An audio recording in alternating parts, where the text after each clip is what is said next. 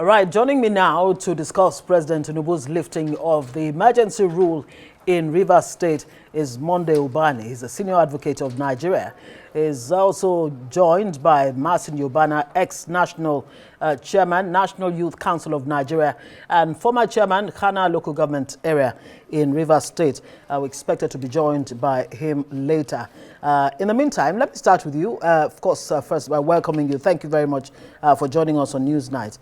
Well, I mean, Tinubu lifts 6-month suspension on Governor Ufubara. He did not necessarily announce it the way he did on March 18 when that suspension, happened. This time it's in a statement. Does it mean anything at all, that this has gone this way?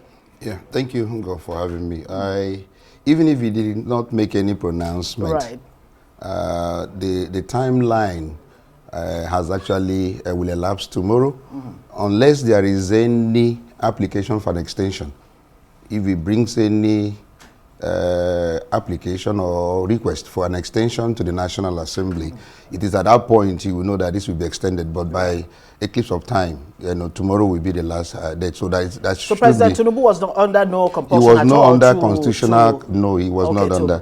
But it was good that he did. And at least give context, and give explanation to those who criticize the procedure of dismantling the democratically elected structures, and he explained the reason why he did what he did, and that for him now there has been a restoration of that peace, that is very important for development in any state in the Federation. So he felt that, look, there was threat to peace at that point, and he had to take that decision, and he was very happy that he was supported by certain persons, that needed to support him and all that. So that statement he put out was very, very good in order to give context, but he was not under any constitutional obligation to do that. Now, speaking of context, I mean, when you recall the events that led up to the suspension of Governor Sim Fubara, would you say that the conditions, that led to the suspension, would you say that those issues have been resolved? Look at it from the context of the president, what he said.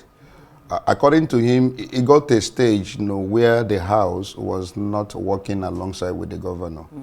And then there was a pronouncement by the Supreme Court, if you recall, that it was improper for the governor to run administration of the state with only 4 members in the State House of Assembly. That was improper. Even the bill that was passed, the appropriation bill, was regarded as something invalid.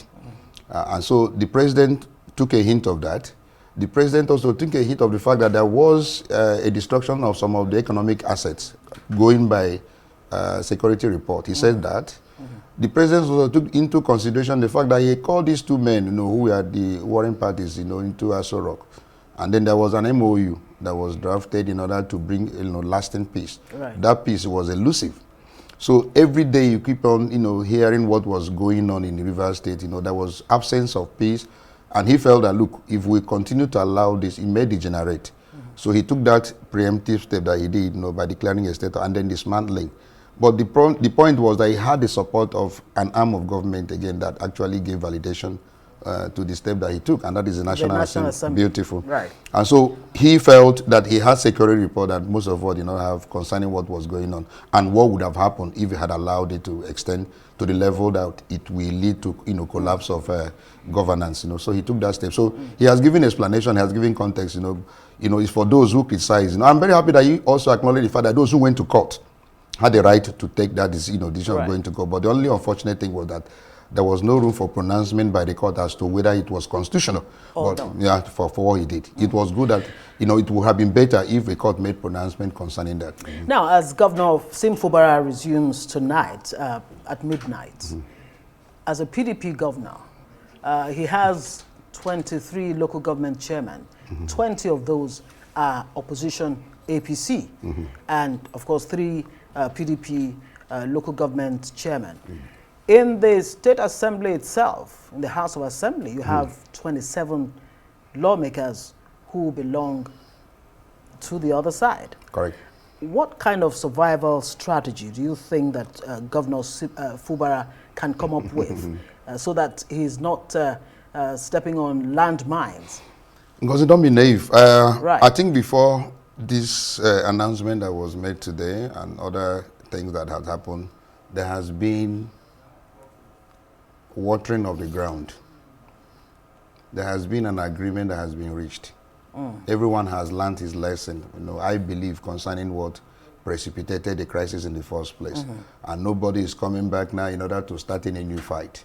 So he, the victim, and now the beneficiary, I'm talking about Fubara, must also have learned his lesson. Then those also who were affected on the other side have all learned their lesson. So what they need now is peace. And I don't think that Fubara is coming now to begin to create any more crises and or have any problem with any person, or those ones in the house now want to have any, because there is an understanding that has been reached behind the scene. And that scene is that, look, we must move our state forward.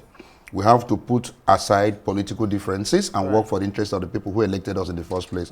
So anything that will cause any disharmony in that state, I can assure you that it will be avoided because they have all learned their lessons. Will that include Fubara joining the APC? Because there are calls, there are expectations that he's likely to join the APC. Will that resolve the issues permanently? I can only speculate. We can only speculate. But the point is that I understand that it's on the table. Before his godfather made the pronouncement, he was one that gave the hint, like, look, any issue of extension does not exist anymore. Because I'm sure that they have reached that understanding that, look, for now, we need to give the people good governance. We don't need all this crisis and all that. So they are coming to ensure that there is progress in that particular state. That's my understanding.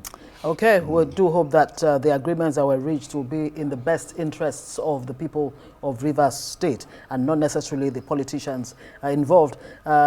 Senior Advocate of Nigeria, Monday Ubani, thank you very much for joining us. We'll keep an eye on developments in Rivers State.